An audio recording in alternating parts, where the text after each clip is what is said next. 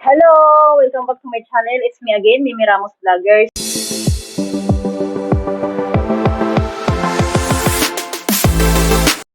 Hello!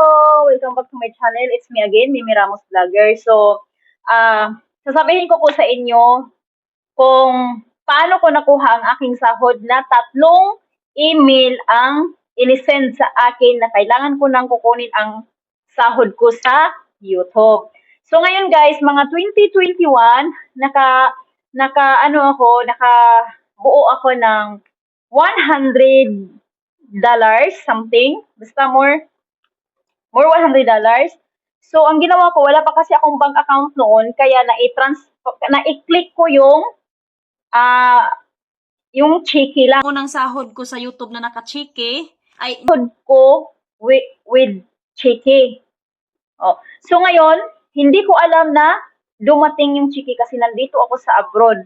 So nung last na uwi ko, nung 2023, ngayong uwi ko, so nakatanggap ako ng 2 email, 2 cheeky. So ngayon, problema ako kasi hindi ko man lang makukuha yung sahod ko kasi sinubukan kong pumunta ng BDO ng Land Bank, hindi daw nila pwedeng palitan yung cheeky ko. So ang nakalagay doon sa cheeky, sa sahod ko, sa payment ko sa YouTube, sa Citibank ko siya pwedeng ma-withdraw. Kaso nga lang, parang hindi ko siya makukuha kasi nag-expire siya. So within a month, to be a short story, nakatanggap ako ng email ulit na automatic cancellation na yung payment ko. So, wala na siya. Tapos, nung pag-check ko ulit sa aking Google AdSense, sa aking threshold, meron pa akong doon, merong bumalik yung sahod ko doon. Bumalik yun. So, ngayon, ininter ko ulit yung bangko. So, ang tanong, anong bangkong ininter ko? Kasi ang email sa akin ng YouTube is 5 days from pag-send nila sa akin ng email or yung resibo ng pagpadala nila is kailangan ko nang puntahan sa bangko or tatawagan ko yung bangko. So, kinabukasan, pumupunta ako doon sa bangko, kung ano yung bangkong ini-enter ko doon. Nag-inquire ako kung nakapasok ba yung sahod ko sa YouTube. So, unfortunately, hindi pa siya nakapasok. So, dapat September 21 siya nag-email sa akin. So, dapat mga 26, ma-receive ko na siya. Pero, 22 pa lang, pina-inquire ko na siya, 22-23, pina-inquire ko na siya. Unfortunately, na hindi pa siya nakapasok sa bank account ko. So, today is 2027 ngayon. So, kakapunta ko lang doon sa bangko. At yun na guys! Yay! Ang saya-saya ko guys, ang saya-saya ko. Alam niyo kung magkano? Ay, Diyos ko! Ipapakita ko sa inyo kung magkano yung sahod ko. So, ang saya-saya ko. Pero, iniwan ko yung iba.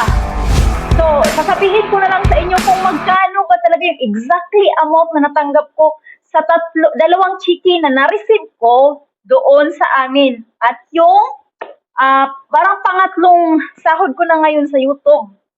So, ngayon, 3 sahuran at dito, ito yung pagkakataon na nakukuha ko na sa mga kamay ko na.